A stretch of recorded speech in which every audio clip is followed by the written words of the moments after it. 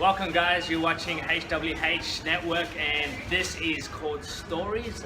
This is where we talk to business owners and find out about their story when they were younger, what did they do to hustle for money, all the things that they got up to now, what they're doing. And so this is what we're bringing to you, and we've got our guest here. Lisa, I'm just making sure I got. All right, sorry. That's going to be edited out. probably not. Lisa, I'm so sorry. Just a blank. Just went blank there. Cool.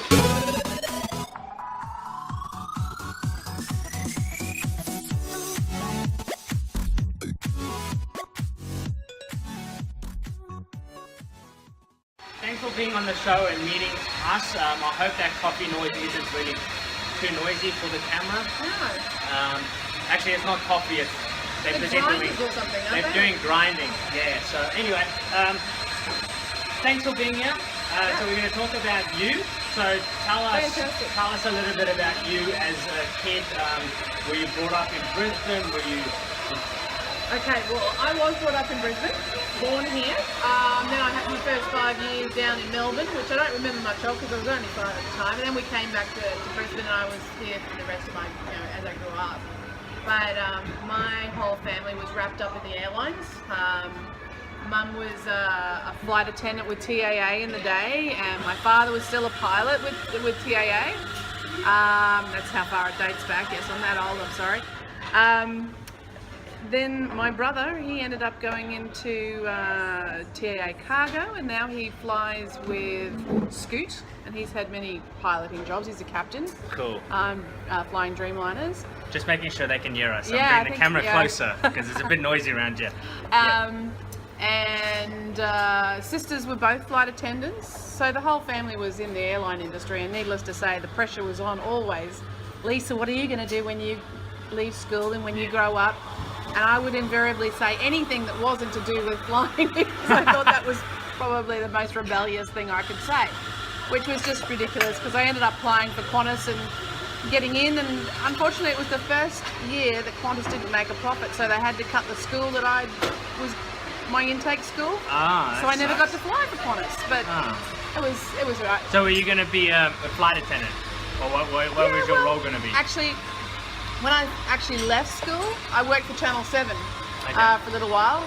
I was officially with an independent production unit called Raymond Crawford Productions. Yeah. And we used to do a children's television show called the Maya Variety Show.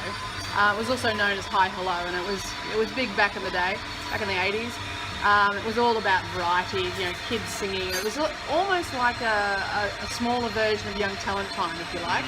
And they had the regular kids always performing, and they also got involved in the Brisbane City Council freaks and all that sort of stuff. So we would do recordings for those shows, and we had our goodies and the baddies and the conflicts and the tricks that they used to play on each other during the course of the show. And our show backed onto Agro's Cartoon Connection on the Saturday mornings.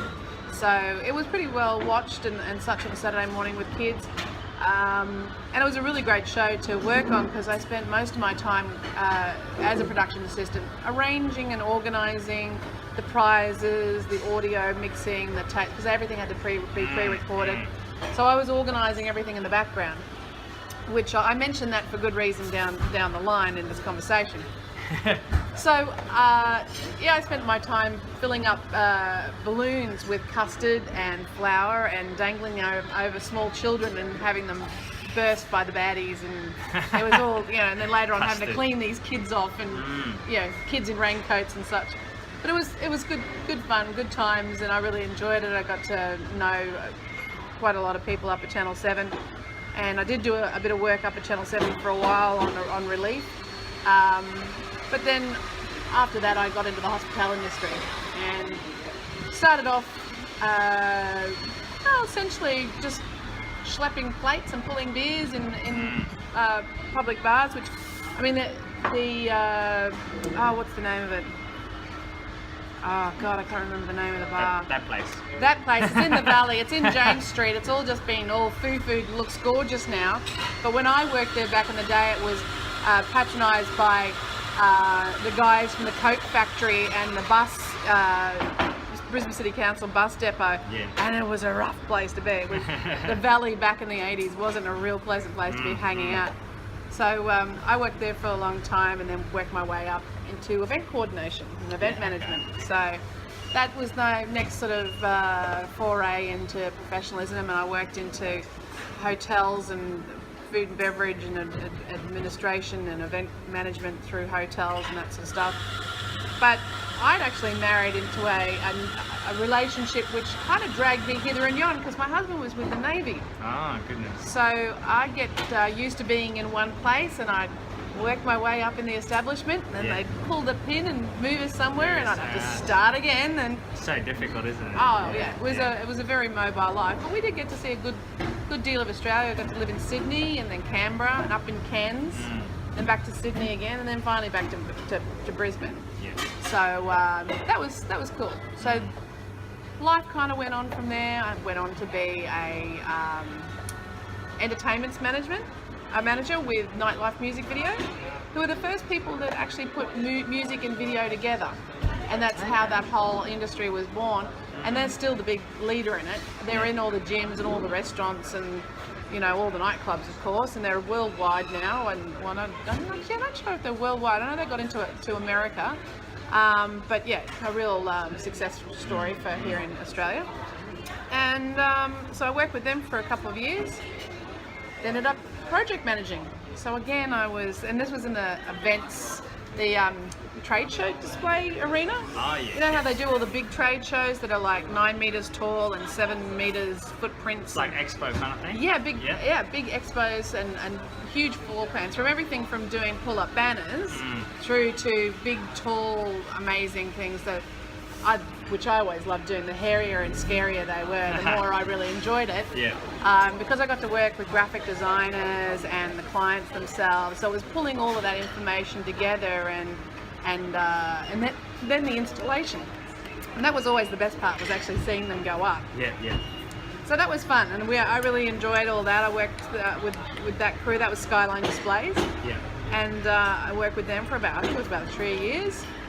It was a tough gig. It was in the middle of that first recession, not the recent GFC that we had, but there was 2001? another. Yeah, and it was tough. It was because we imported everything from the US and sold it, so there was import problems, and so they had some significant struggles during that period. But they always managed to keep their head above water and a smile on their face and do great business. They were a great bunch to work for.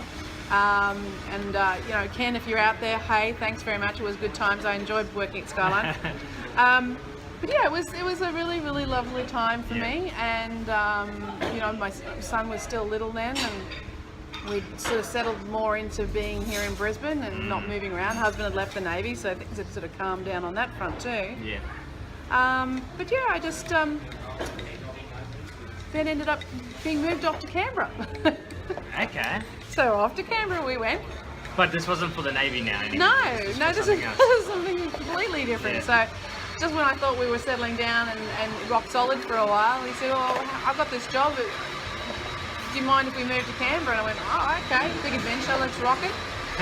I was working for Michael Hill at the time, just working the jewellery and trying to give myself a little bit more time with my son rather than sort of being in the middle of the corporate arena. And got down to Canberra and ended up with 3 job offers, one which was with Michael Hill as a store manager.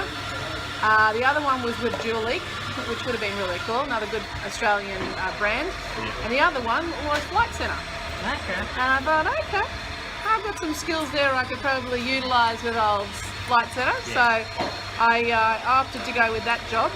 And it was a tough gig, working for Flight Centre. I was 40 when I joined, and it's more of a young person's game, that whole sales pressure environment. So were you one of the ones that, like, if I go to a Flight Centre store, you're the person I see on the phone? Yeah, that's right. Okay. Yeah. So when you walk in, there'll always be that little office of 4 to 5 people in the store. Yeah. And we're sitting there waiting to take people's calls, emails, walk-ins. It was a very, very busy environment. And it was lovely. I mean, there was a lot of great people that I met during my time with Flight Centre. But sort of time expired, wanted to move on, and I'd met this very cool person on a Famil, and she was talking about travel managers.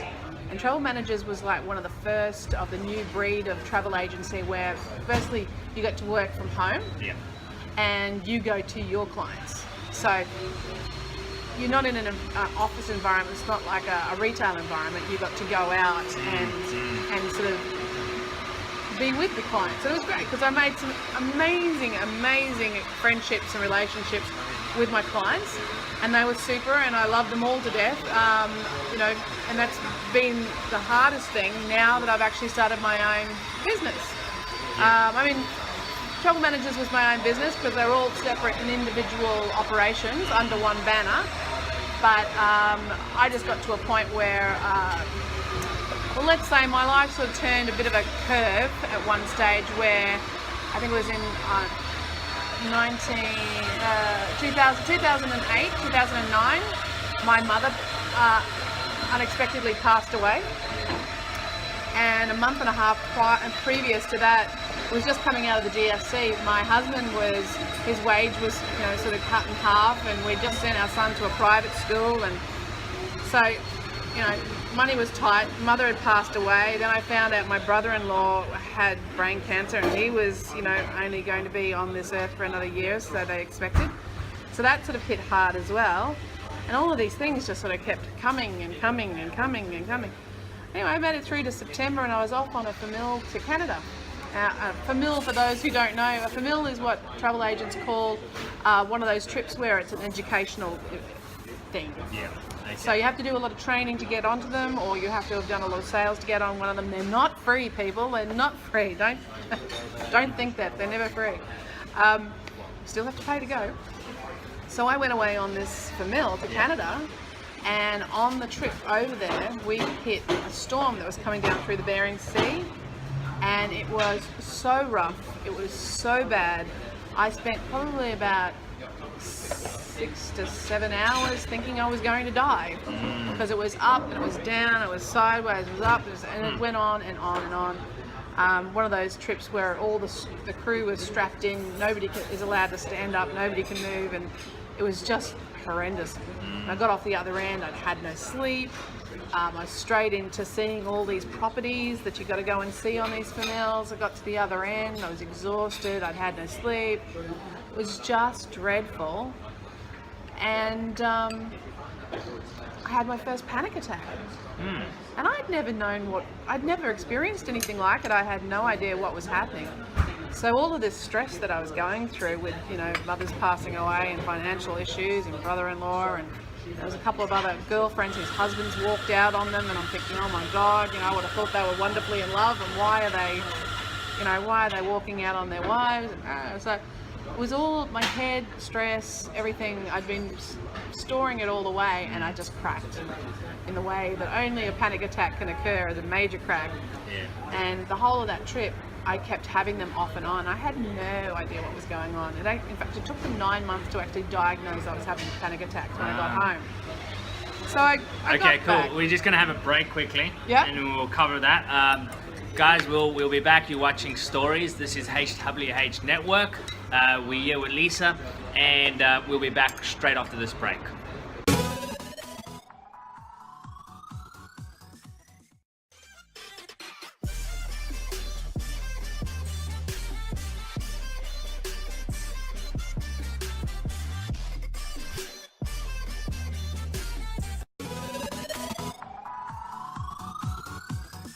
Hey guys, welcome back. This is HWH Network. You're watching Stories. Daniel Pretorius and Lisa, and we're just talking about basically everything that happened from when business owners were born and what they did, and the reason why they got into what they're getting into now. And so you just spoke to us a little bit about your journey. Yeah. Let us know sort of what that happened at the end of that. Well, what happened at the end of that was I was starting to have panic attacks. I came back, and my travel business was a really, really big foundation and something that I could hang on to. Like everything else was kind of out of my control, but I could hang on to my business, and it was a bit like a life raft or a safety net that I was hanging on to. And it was great, and as I said before, I loved my clients. They were so fantastic. Many of them had no idea what was going on and happening with me in the background, but they gave me something to focus on, and it was a great time. I loved my business, and it was fantastic, and travel's a great way to, if anybody's thinking of starting a career, travel is awesome, get into it. So anyway, it got to a point where we moved from Canberra back to Brisbane because my husband got moved yet again, so we came back to Brisbane, which was fine. And I was able to leave a lot of that pain and all of that awful stuff with the panic attacks behind me, and I could sort of start again. Lost a lot of weight, got healthy, was out in the Queensland sunshine, having a really good time here in Queensland again. But there was just one thing that still wasn't quite working. And it took me a little while to figure it out, but what it was my business was just a big ghastly reminder of a whole bunch of, well, not very nice time for me emotionally and physically. And that's why you were having all those panic attacks. So I just wanted to sort of go, okay, I'm going to reinvent myself, and I sat back and I had a bit of a look at what I was good at and what I felt I could give to other people, because all of my business life I've been in service industries, hospitality, events, all those sorts of things. So I sat back, and a friend of mine said to me, you really have got it all in your resume. You know that, don't you? And I said, no, what? She said, you're not looking hard enough. Have a look at your past. What you're good at is staring at you in the face. And I went back through my work history, and I went, production assistant, organised, event coordination, being organised, project management, events, entertainment managers, and then a travel agent. You have to be enormously organised in all of those fields to be able to do it successfully. So I just went, well, it seemed only right that I turn myself into an organiser. And then I got threatened with bodily harm by my mentor, and she said, look, if I see you organise a kitchen or a cupboard, I'm going to be coming after you with a stick.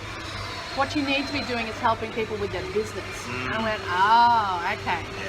Now we're really onto something. Okay. Cool. So this is where you started getting into what you're going to be doing for a business. And what I'm doing now. So before we get onto that, I just got a quick question. We're going to go back in history a little bit. My question is related to business because you're in business now. What was the first time as a kid that you did something as a business, or you hustled for money as a kid? As a kid? Oh gosh, actually that's funny, because I remember when I really wanted this particular hat, this hat that I really wanted to have. And so I said to Mum, I really, really want that hat. And she said, I'm not getting it for you. You've already got enough. You don't need anything else. But I really want that hat, Mum. Well, you're going to have to sort something else and get some money yourself, because I'm not buying it for you. I went, okay, fine, fair enough. So it took me a little while. After a few successful ventures down behind the couch and finding the occasional 5-cent, 50-cent piece, back in the days before there were dollar coins and $2 coins. Yes, I'm that old, people. I found a bit of coinage hanging around the place, and I thought, okay, I've got to get serious. What can I do? So I started hitting up my brothers and sisters for things that I could do for them. And, Dad, what can I do for your dad? And what can I do for your mum? And Nana, Papa, what can I do for you? And bit by bit, I just assembled the cash for this hat. I got the hat. I bought the hat. I wore the hat. Consequently, first time out, lost that. That's great. So even when you were younger, it's sort of coming back to what you're doing now, is you pretty much provided a service to your family. Which brings us back to what you're doing now. So you're basically providing a service.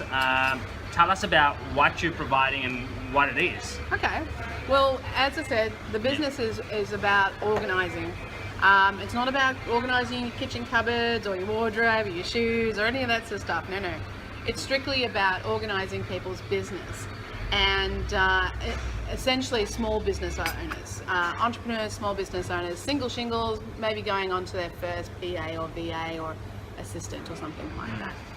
But essentially it's people who have just lost their way, because entrepreneurs by nature are really creative people. You'd agree, right? they're all people who like to get out there and do the unusual, do the creative. And as creative people, they get a little lost in the shiny thing and not in the semantics of actually operating a business. And we're all guilty of it. In fact, one of the things that the majority of entrepreneurs and small business owners are guilty of is not having superannuation. Yeah. So it's just things like... As the owner. As the owner, yeah. So just things like, you know, have you got all of the right bank accounts that you need to be a small business operator? You know, do you have the tax one, the personal one, and the one for, you know, your BAS and marketing, for example? Have you got your superannuation sorted out? Have you got a bookkeeper? So we do all those sorts of fundamental things, but we also get back into the weeds, because like you need to clean out your cupboard and your kitchen and your bathrooms, your business needs that clearing out too. When you're getting to the point where you are so overwhelmed and you're not working and it's dysfunctional and it's just sort of clunking along and you get stuck. Yeah. You know, they just get absolutely stuck and I can't move forward just for the sheer weight of, you know, the wet cement they're wading through. I come in and get rid of all of that. Generally takes it in the form of just that overload of email, all of those files and documents that you just can't find. They're everywhere. You know, you go to people's computers and they turn it on and there's like this smattering of files all over their desktop. It's like, that's just scary for me. I go in and I just reorganize everything into a really easy, I use 7 key departments for both email and for documents, which creates a logic flow where people can go, I'm looking for such and such. Okay, that's going to be in there because it belongs to that department and there it is. Okay, got it. Yeah. Rather than going, oh God, and losing their minds over an email, you know, there's nothing worse. And also teaching people how to avoid getting down in the weeds, that awful procrastination that rather than facing something that's scary or something that's overwhelming you, people put it off, and that's what causes procrastination. It's just the stepping away and being scared. So I face all that with them, and then we get into the really fun stuff, the stuff I really enjoy, which is building all the systems. Yeah. And then also the delivery, and then exceeding delivery. So it's, you know, getting raving fans, and it's what I call raving behaviour. So you create your own behaviour to have people rave about you. So raving behaviour is one of the things I teach as well. So it's great fun. Having some really awesome results with some folk around town, and being able to watch them go from sort of to like, it's brilliant. That's awesome. So you came to Brisbane, and then you started this pretty much. You didn't really have a network, I guess. No. So what did you do to create your network, create an audience for yourself to be able to? Well, for a long time I was looking for that change. As I said, I came up here as a travel agent. I didn't sort of come up here and instantly change. I was a travel agent still and had my own business as a travel agent for about 1.5 years back here in Brisbane. And I'd had my business for 9 years, just so you get some idea of how long I've had it. And I knew I needed to change. I didn't know how or who was going to help me with it. And I started watching this one particular lady called Francesca Moy. And she's fairly well known here in the Brisbane scene. She's referred to as the Meetup Queen. And I went along and sort of stalked her for a little while and got to know what she did. And I thought, oh, hello, you know, that's pretty much what I'd like to do. Because my initial idea was actually to teach people how to be their own best travel agent. So it was going to be like a one-to-many model, and people would come along and they'd learn how to be their own best travel agent with all the sneaky tricks and things that travel agents know about, getting deals and the best times to travel, all that sort of thing. Anyway, after sort of signing on with her and working with her, I got 2 things. One was greater clarity about what I was probably better at, which was creating Organise Me Girl, which is the name of the business, and a whole network of her people who she refers to as her mafia. So the mafia, we all look after each other. No, it's nothing to do with Broken Nose and coming out with the boys. It's just about everybody looks after each other like a big family. And literally that is our network. And from that we all feed into each other's individual networks. So there's this great sort of camaraderie and family atmosphere within this group of people that Francesca created. So yeah. That's great. So for our viewers, if they want to get in touch with you, how do they get in touch with you? Facebook, YouTube, Instagram? Well, you'll find me in a couple of different places. You'll find me on Facebook as Organise Me Girl. I also have my own personal page, which is Lisa Burdett, which you're very welcome to come and join. And I also have my own networking group, which is Entrepreneurs Conquering Growth. Yep. We're actually going to be meeting next Wednesday. Oh, there's a nice dog over there, barking away. Yes, and it's barking again. So, Entrepreneurs Conquering Growth is really lovely. It's a really mixed crowd of different entrepreneurs, very different interests, everything from aromatherapists to financial planning to Bitcoin people, through to I have a hypnotist in my group, life coaches. The gamut. I've even got one psychic in my group. This dog over here. Dog's crazy. What's going on? It's just excited to see us. I think so. It wants its own say in the whole show too. But yeah, so it's a really mixed group of people, and I love it. It's really, really great. Being able to actually connect a lot of people with other businesses. You know, people wanting to know about one thing, I've been able to connect them with members of our group.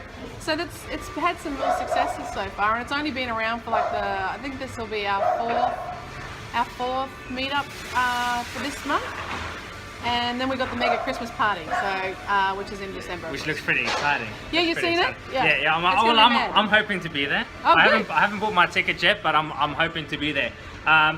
Cool. Thanks for coming on the show. No problem. Talking about Francesca, we actually have. Yes, that's the details. I'll actually put the details on this video so that you can find. Actually, I think it's backwards, right? Find all that stuff. Yeah, it is all backwards. So this is my right ear, not my left. And all this information will be on there, so you can hit the link and you can find it. Definitely get connected with the meetup. You said you're having one next week or something. Yep. And yeah, check that out. But talking about Francesca, we're actually having an event, a conference in February, where we're actually going to have Francesca and a couple of the other Marfians come out and actually talk. We also got 2 teenagers coming out and talking. Fantastic. It's going to be that'll be really good. About 100% just straight content. So you're gonna have to have a big notepad and pen and just write crazy. So that's happening next year. So very excited about Good that. timing for the year too. In February, everybody's looking to start it fresh. That's right. That's right. So very exciting. Thanks for being on the show. My absolute pleasure. But yeah, awesome having you. Sorry about the sound. It's a bit the dogs. Chaotic here with workers and dogs and puppies and all that sort of stuff. But remember, stay tuned. Subscribe to this channel. Bring you more people, people in business, people making it happen, trying to grow the network, HWH network, share it around, subscribe. Again, thank you for being here. This is Stories. This is what the show is that you're watching. Until next time, keep it real. Bye. Cheers.